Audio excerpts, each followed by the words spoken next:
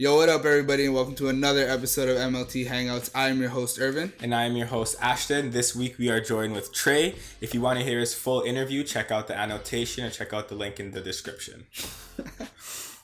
All right, so here at MLT Hangouts, every week we pick a topic that we want to talk about. And this week we decided to do money versus happiness. The whole concept of is being rich and having all the money in the world, is that happiness? So I guess firstly, what do you define as happiness? And what do you define as successful? The way I see happiness is it's like how we see a superstar. You know what I'm trying to say? Okay. It's like, I'm going to use this as an example, not to say Michael Jordan isn't the best NBA basketball player ever, Okay. but like Michael Jordan is only perceived as the best or a huge part of Michael Jordan being perceived as the best basketball player ever is the fact that he was one of the first athletes to be turned into a brand. Mm-hmm. You know what I'm saying? Yeah. And that's how I feel about happiness. I feel like happiness is extremely overrated, and it's not as important as people make it. Okay. You know what I mean? Happiness is something that you can find in anything. You know what I mean? True. And it makes things really complicated if you put that at a place like this, because then it's like, all right, I'm searching for happiness. Oh, I see what you're saying now. You know what I mean? People find happiness in a lot of ways. Yeah. Doing drugs, people find happiness. But doing drugs is not beneficial to you. Yeah. You know what I mean? People find happiness in fucking helping someone cross the road. Yeah, helping someone cross the road. A child smiling at you. Like, and these are all amazing things. And it's important. Happiness is important because happiness is a huge motivator. But like, I'm not pursuing happiness. I'm pursuing safety. I'm pursuing security. I'm pursuing like clarity. Like these are things that I'm pursuing because that's what's important in regard to me being able to fulfill what I think my goals or destinies are. So I have a question on that. You fulfilling your goals, is that something that would lead to happiness? Like, is happiness an indirect result of you doing what you want to do? Me fulfilling my goals will lead to clarity, will lead to satisfaction, will lead to a lot of things, including happiness. But I 100% can already say that even at the point where I know I'm doing the last thing that's going to allow me to fulfill all my goals, I'll probably still wake up the next day and have some type of sadness. You know what I mean? I could get to that point and God forbid, like, somebody close to me passes away the next day after I fulfill everything. Yeah. You know what I mean? Whatever you set out whatever you set out and you're like, this is what's going to make me happy forever. It's not true. Yeah. You know what I mean? Yeah. Nobody's happy all the time. Yeah. Feelings are fickle. They come and go.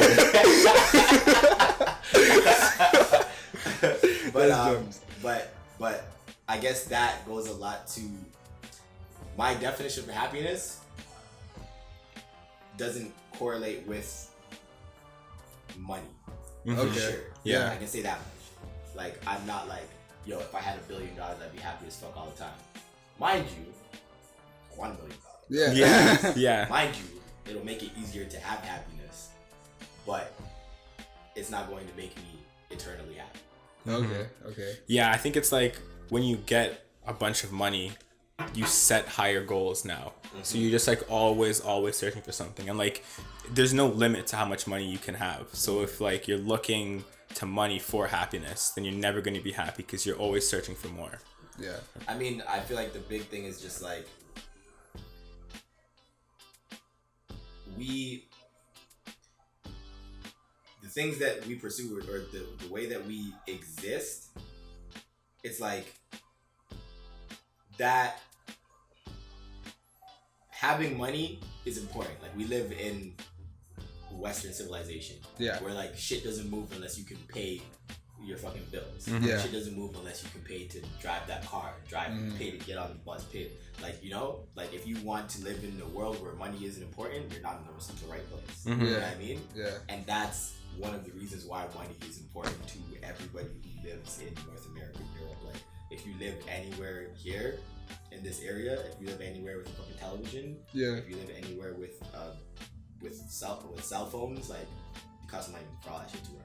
Yeah. It's just how we set up our lives. Yeah. So it's like money's important, but it's so complex being able to describe how important. You know what I mean? And that, like, I love the question because I got to talk about it. Yeah. But I also hate the question because it's so common, because people ask it like it's that important. It's like, really? Okay. Because that'll fuck you up every time. Yeah. That's a unique perspective because a lot of people pair the two, success and happiness, right? But you think they're two completely different things. So you're striving for success, and like along the way, certain things give you happiness. Exactly. So it's not happiness that's the bigger goal. It's success. Exactly. Okay. Yeah. That's a unique point. So what would you define as success, or like what's success to you? For me, to where I've gotten right now, to how I can explain what success would be to me, is just like my comfort in this society, and as a creator, my comfort would be being able to create as close to freely as possible, being able to know I have all the tools and all the opportunity to be able to create when I want to create what I want to create. Yeah. And then the other part of it is just like everybody around me's comfort. Like, I don't want to wake up tomorrow and call my friend and he's like, yo man, like, I'm struggling to pay my rent, or nah, fuck that. You know what I mean? Like, I need to know that everybody who I like, if I pick up the phone and call somebody, you're good. Because if you're not good, then I didn't do my job. You know what I mean? Like, everybody has to be blessed. Yeah, everybody's eating.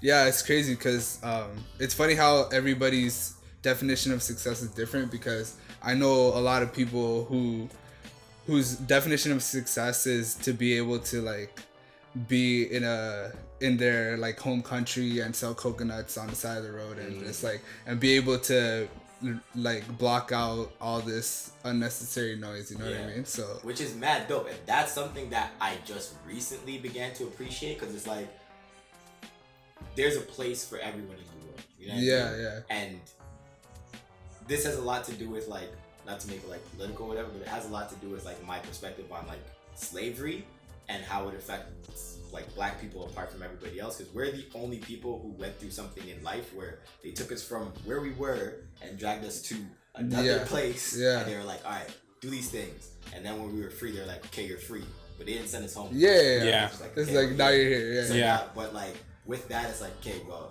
you might be born from your parents and feel like from the beginning of your life, fuck, I'm in the wrong place. And your whole pursuit is to get to where you feel like you're supposed to be. Definitely. You know what I mean? And that's where that's what I feel like is extremely important, because like, fuck, I feel no ways, and I respect somebody who's like, yo, my success or my happiness is like, yo, I want to fucking flip burgers at McDonald's. Word. Fuck it. If that's what makes you happy, do it. You can go into McDonald's every single day and flip that fucking burger and be happy as fuck. Yeah. That's you, bro. Yeah, exactly. Yeah, that is very true. Who are we to like define that for? Exactly. Yeah. The problem that we have now is that like media or society paints that picture of what they think success is, that what you should think that success is, right? And it's fucked up. You also hear like a lot of people like J. Cole, Kendrick, Big Sean, they always talk about like, exactly, they're like, growing up, we've always wanted the cars, the big houses and shit, and then once they actually got it, nothing really changed.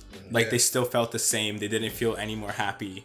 In fact, I was listening to a podcast recently, and there was one guy saying that he preferred like the grind, because like every day he's putting in the work. Like that's what he wants to do. He wants to set up, he wants to film, he wants to do all that kind of stuff. And now that he's like on top, or where he wanted to be, there's a bunch of goals set by other people that he now has to meet, because he's like working for a company and they're telling you what to do. Versus when you were on your grind, it was like whatever you wanted to do. You guys send me that podcast still. It's Brilliant Idiots with Charlamagne the God and Andrew Schultz. Super dope. Super dope podcast. Yeah, definitely dope podcast. Yeah, I definitely what's his name? J. Cole highlights that. That like there was a time in his life where he wanted all that, but now he's just comfortable being as minimal as possible. The man doesn't have any cars. He has a bike. No, does he really not have any cars? That is his mode of transportation. He owns a bike, and that's it. Crazy. He probably like rent cars and stuff to get to like far places, but his main mode of transportation is a bike. What do you say? In the driver, there's no wrapper cars. Just some shit to get back and forth. Exactly. Yeah. That's crazy. I feel like this is an interesting topic. Do you personally feel like you're afraid of success or failure? I'm fucking deathly afraid, bro. Of which one? Oh yeah, which I'm one? afraid of both. Like, Yeah. I'm fucking crazy afraid of both. Like, it's one thing that I feel like has a lot to do with being from Canada, and how young we are.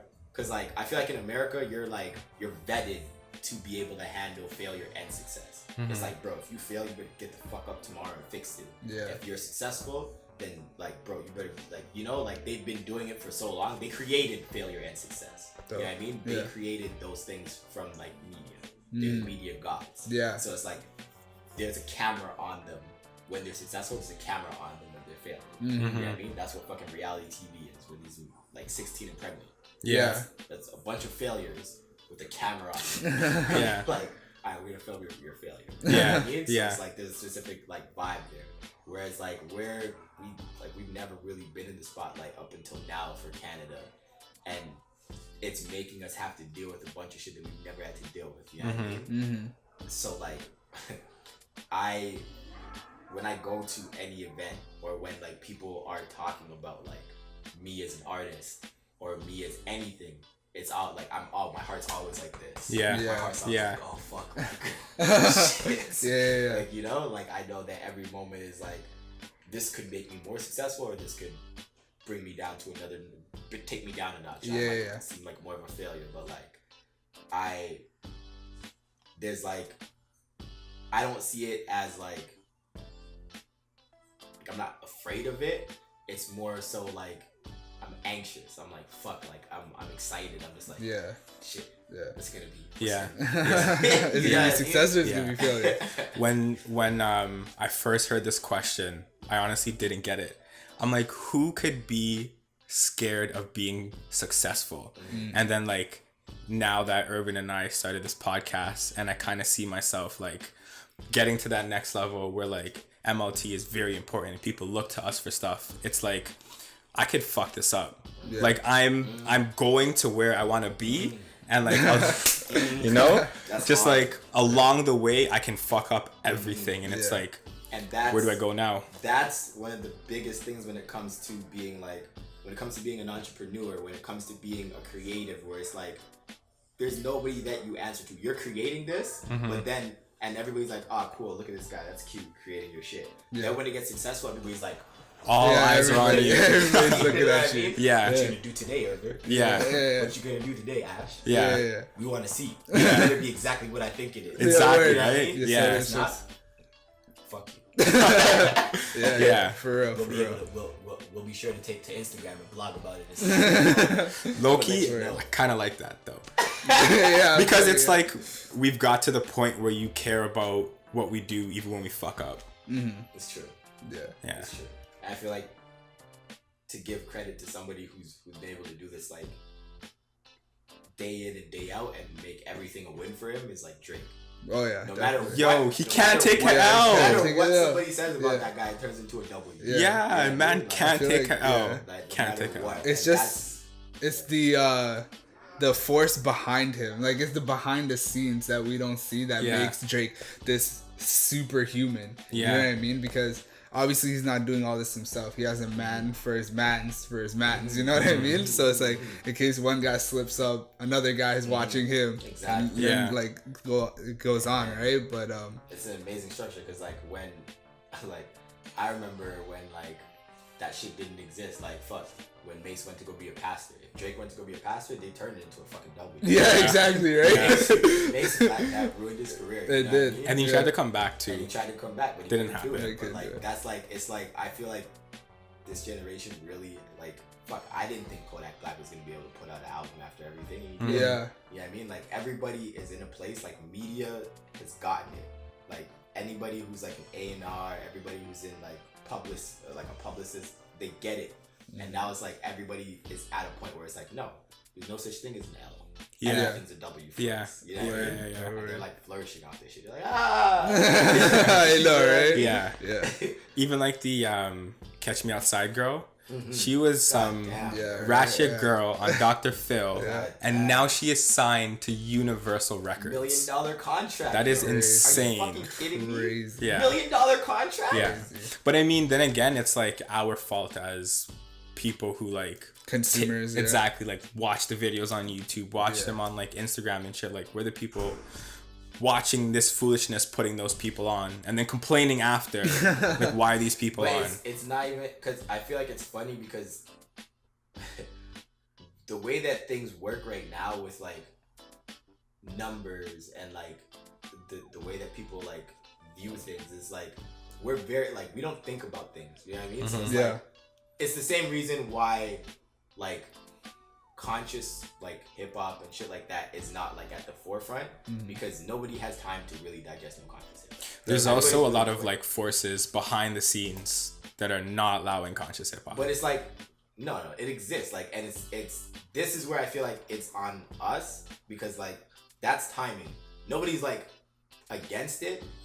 They're just pushing whatever is making the most waves. Yeah. Like, there's a reason why, for instance, like the Emmys, right? This year was still terrible ratings for the Emmys, but it's because the way that we don't watch award shows. Yeah. You know what I mean? Yeah. We don't watch TV. We'll know the award show's on. We'll go to Twitter. Yeah. And we'll be like, all right. Shit, Childish Gambino said something about a mixtape. Yeah. Then we'll go watch it for like 5 seconds. And Yeah. go back to what we're doing. But it's Yeah. like, nobody's sitting there just like watching. watch this whole thing from beginning to end. Yeah. But I remember when I was younger, like that's the shit. Like when the Grammys came on, it was like everybody sat in front of the TV. Yeah. And we were like, nobody moves. You know what I mean? Popcorn. Yeah. Get the popcorn. Yeah. And now it's just like we're doing so many things. It's just like our minds in so many places, and like someone like Cash Me Outside, like I probably watched the first 10 seconds of everything she's done. I don't really care, but I contributed to her getting to where she is. Yeah. You know Still a view. Yeah, still. Yeah. But yeah, on that note of like being afraid of success, like subconsciously sometimes you feel like you hold back like from doing your best work because you're afraid of like popping off sometimes, you know what I mean? But like on the other side of the coin, being afraid of failure is kind of stupid to me as well, because the only way you could like be more successful is if you fail like 100 times. Yeah.